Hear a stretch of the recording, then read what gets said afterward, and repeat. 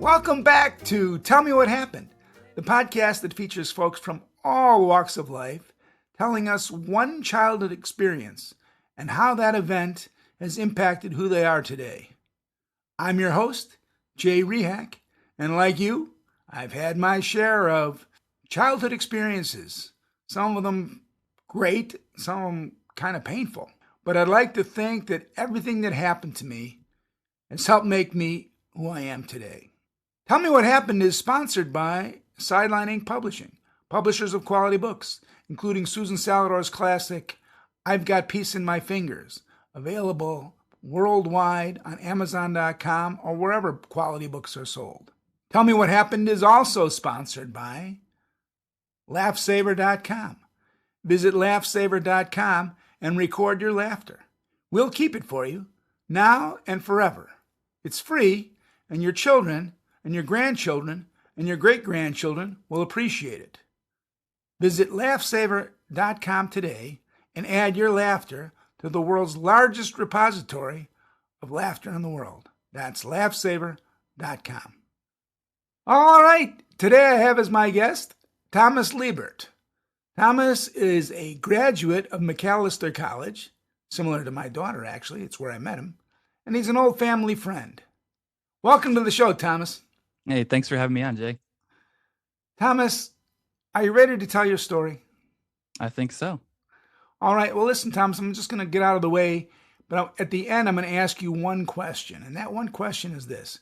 How do you think that experience, that childhood experience, impacted who you are today? You ready? I'm ready. All right, take it away, Thomas. So I spent very little of the summer after fourth grade living in reality. Fantasy and imagination were not really an escape from anything in particular going on in my life, but it just seemed to make everything more exciting. And it was a pretty great time if this was your interest. The first Lord of the Rings movie had come out a year before.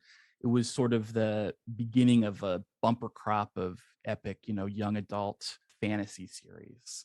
And we had just moved to a suburb of Albany about a year or two earlier.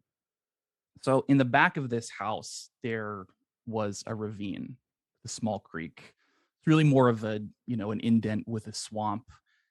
Now there were houses on either side, but no one had really fenced it in. It was kind of unruly. And it was here that one of the main places that he and the boys from around the neighborhood were exploring and we were playing in. So we lived in upstate New York, but somebody years earlier had planted some decorative bamboo in the back of their yard. And it turns out it's sort of an invasive species and turned the entire swath of the ravine behind our house into a small forest of bamboo. Now, it's not the thick bamboo that you see sometimes, sort of like the size of maybe a medium branch. And when it dried, you could break it off at the root and it made a perfect sword, sturdy enough to sort of whack away and sword fight, but not enough weight to put any real force on it. If you hit somebody over the head with it, it was going to sting a little bit, but you weren't going to cock anybody too bad. So the six of us or so would divide up.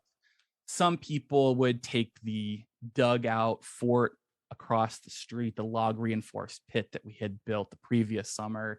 And some people would sit in my backyard in the forest, and we would run back and forth having these fantasy battles where we were fighting, taking over, capturing the flag and coming back. Eventually, we were told by the local drivers that we had to pick one side of the street because we would dart out from behind the cars. And that's what I spent a lot of that summer doing. Now, the other half of that is that if I was not outside playing, I was reading pretty much whatever I could get my hands on. The Redwall series was a big part of that. It's where you have these anthropomorphic mice and badgers and squirrels, one of the good guys, and they have these battles around Redwall Castle with the evil stoats and weasels. They go after ancient treasure. But the hook of all of these books was always a secret, some map hidden in a tapestry, a sword, a pendant stashed away somewhere. And I could not get enough of that. So in this backyard, our house was built around the 30s. They used to throw all of this trash. And one time when we were playing out there, I found a glass bottle, which I was sure was some priceless treasure that I was going to be able to give to the museum, that they were going to be able to put in their collection. So this was sort of the mindset I was in. I also, in this time, somebody gave my parents the Da Vinci Code or one of those books. And it was like a little bit, I was a little bit too young for the masked Illuminati orgies to be of that much interest to me. But the codexes, the ancient orders, the cryptexes hidden in a box, revealed by the Fibonacci sequence hidden in a cross and the chapel, that was what I was all about. So the sort of the rediscovery of some power of the past, leaving a trail of breadcrumbs for the right person to follow. So it was this summer that we also took a trip to see our relatives in Scotland with a stop for a few days in London. We went to art museums. We went to the Tower of London. I don't remember if we went to Buckingham Palace, but it seemed sort of silly to see. I remember seeing some of those guards and that it was kind of silly to have these people from the modern day still pretending like it was 200 or 300 years ago. But in between all these trips, wherever we were going, I had my nose in a book. I would participate in family activities, but I also definitely remember being told to pay attention to where we actually were and to get, my face out of this book. And I think it was about halfway through this trip that I finished whatever I was reading and needed a refresh. So we went into some local bookstore there and I picked up a book on Mary, Queen of Scots. Now, in my mind, when I was thinking about this, I remember it being historical fiction and sort of geared towards young adults, but I could not find anything when I was Googling that would have fit that description. So I think it must have just been a sort of sympathetic biography. So Mary, Queen of Scots, became the Queen of Scotland like when she was 6 days old and her father died. She was at 5 sent to France to marry the heir apparent of the French throne. She was this larger than life, smart, witty, beautiful person in the French court.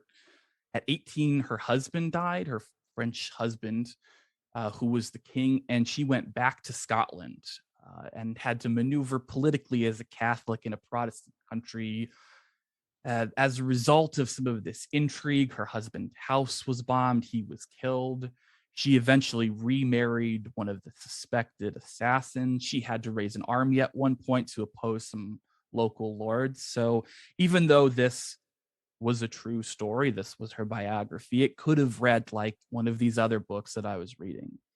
And one of the days when we were in Edinburgh, where my aunt's family lived, I was told in the morning that we were taking a trip. So we got in the car, a foggy Scottish morning. We drive about an hour north of the city and get on a ferry that was going to drive us out to see a castle. Now, it was Scottish weather. It was early, and I didn't really want to engage that much. So I posted up in the little cabin of this ferry boat and took out my book. Now, at this point in the book in Mary's life, the feuding among the Scottish nobility had led to a series of battles, accusations that she was a murderer, and she was eventually kidnapped and imprisoned in a castle on an island called Loch Leven, a loch about 20 miles north of Edinburgh. And then we were there. I don't remember exactly when it was that we realized, but we had arrived on the same island that this character, this person whose life I had been imagining in my head. We were at a place that she had really been in, rooms that she had really slept in, that she had really plotted in. And it felt like magic. It felt like I had cracked some mystery or discovered something special, even though the whole point of this tourist area was that it was where she had been. That was the point. But I remember feeling that if I looked carefully, I would find something, some loose stone that nobody in 400 years had happened to notice that was concealing a wax scroll with some long lost intrigue, some letter that would change what everybody knew about this event, this person who had lived 300, 400 years ago. And I also remember it was surprising. Like if you'd asked me to describe before we went what it was really going to look like, I could have come up with a reasonable guess. But because I was in this fantasy space, I had built in my head a huge dark tower surrounded by 50-foot walls and guard towers and chains and fire. And when we got there, it was pretty much just a damp rock. So while I remember that sort of giddiness at those two worlds coming together, I also remember not disappointment that it didn't match that, but a little bit of sadness, a little bit of melancholy that this was sort of the reality that it was, that it, all of these things that had happened to her happened to a real person, that had actually happened to somebody, and it wasn't just this story that somebody made up. It had been a real person with real pain and a real experience. And that's my story. All right. Well, that's very vivid. I picked up on it. I know that feeling of a little boy who wants to find something that nobody else has seen. I know that feeling. I remember that when I go to various places. It's like looking for something that, maybe somebody else has missed or whatever. So as you look back on that experience, Thomas, and sort of that convergence of being a fourth grader with a great imagination and a great reader, and then realizing that sometimes what you read is fiction and sometimes it's actually based on real people and real pain and real experiences. How do you think that's impacted who you are today? I think it means that I don't think of needing to have some big gesture in a place for it to be an important time. Like a lot of this stuff, a lot of these big historic events just happen in mundane places. And I feel like that stuck with me. Like you're going to be, I don't wait for it to look like something significant is happening or for there to be some sort of sign that the events that we're going through are big. It's just, it reminds me that it's like, it is, as much as you want to build up the story in your head, it is people living in a place. And that is how everything happens. When you circle back a little bit to going back to the area that you lived in, the backyard, the place in the backyard or whatever, did you find the things that you found, an old bottle or whatever? Did you sort of ascribe some sort of a history to it when you were looking at it, or did you just feel like?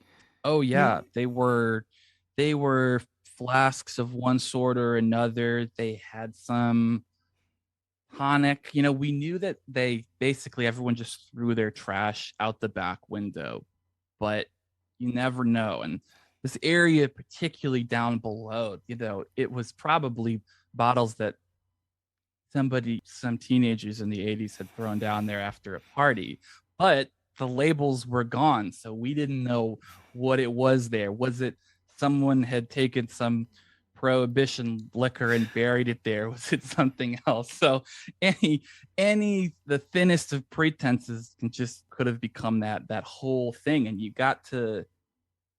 didn't have to be in the place I would be now, where I'm saying it's probably an old bottle. Probably not. I got to imagine the entirety of what this little thing I found could be. Yeah, I hear it. I sense it. I feel this experience of a couple of different things. Like as I said, is it as a child just looking around and finding things, artifacts, and then also going to a historic place and saying, these people actually lived and they suffered and they hopefully had joy too. But that feeling of, oh, these people are not just stories, they're actual flesh and blood who experienced life or whatever. And I guess Mary Queen of the Scots or whatever, you think about her in some grandiose terms, and then you go see a rock that she's just there and that's it. And Yeah, and she had to, right, like, and she had to eat somewhere, and she was bored, or she had to walk around, and the island wasn't big enough, and it wasn't. When you read it elsewhere, you're only getting the highlights, the battles, the whatever. It's not the day to day. She woke up late. She drank coffee, whatever. And you remember that once you're there and you're doing the same things. Like, we were in Edinburgh, so I assume we brought a fish and chips, a chippy, with us to this island, and 400 years later we're eating the same type of fish that someone had fished out of the loch or the this whatever sea is there in Edinburgh, and it's basically the same thing. Did you study history, or what was your major? I was an English major. Oh, okay. I could have been a history major, but both of my parents were, and so I needed I needed something else. Well, was the experience in England or in Scotland, did that impact your view of traveling, etc.? I mean, did it diminish it or heighten it, or did it have any impact at all in terms of that, in terms of your life? Yeah, well, when I read the email talking about what you were looking for, it was one of the first things that I thought of, because it just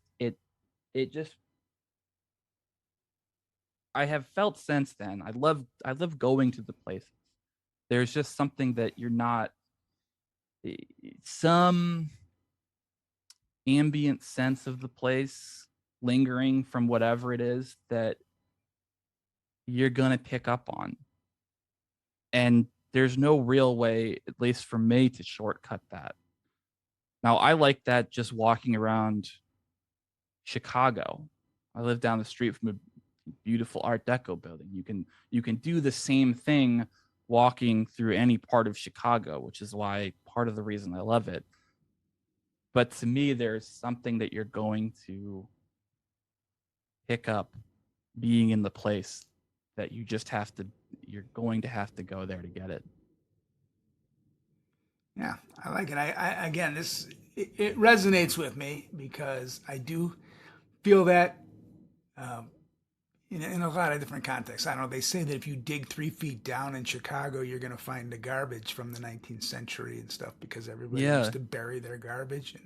So I've done backyard digs and found old, artifacts, etc.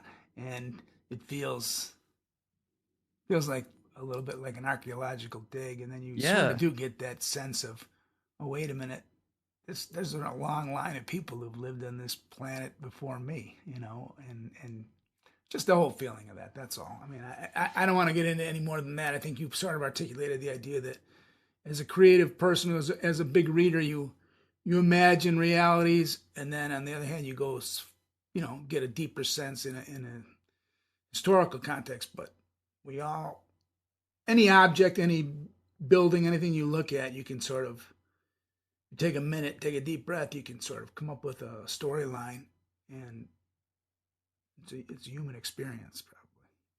Yeah. All right. Well, thank you for being on the show, Thomas. I really appreciate it. Appreciate you telling me your story. Thanks for having me on. This is great. Thanks for putting these together. Yeah, I love it. I learn something every time I do these podcasts, and I'm always intrigued by what people remember as young people that sort of sticks with them. And like I said, from this podcast, from talking with you, what resonates with me is I remember as a child being in various places. We used to go to the farms that used to surround where I was.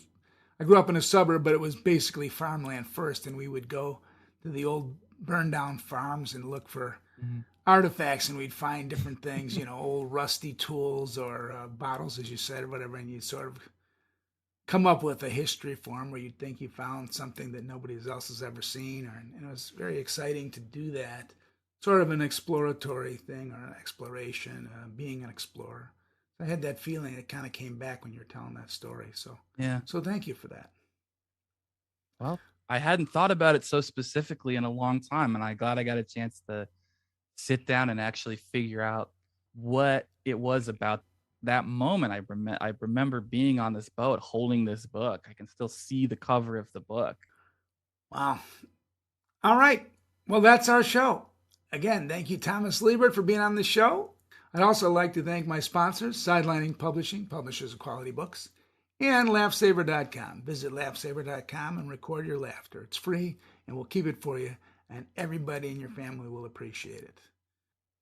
All right, so I'm going to end the show with Susan Salidor's I've Got Peace in My Fingers. I'm recording this at a time of some historic difficulties in terms of the Russian invasion of Ukraine, and so I'm going to end the show with I've Got Peace in My Fingers. So until next time, this is Jay Rehack asking you all to please stay safe out there and try not to hurt anybody. I've got peace, peace, peace in my fingers. Watch what I can do. I've got peace, peace, peace in my fingers. I'm gonna shake hands with you. I've got peace, peace, peace in my fingers. Watch what I can do. I've got peace, peace, peace in my fingers. I'm gonna shake hands with you. I've got words, words, words in my head. Watch what I can do. I've got words, words, words in my head. I'm gonna talk things over with you. I've got words, words, words in my head. Watch what I can do. I've got words, words, words in my head. I'm gonna talk things over with you.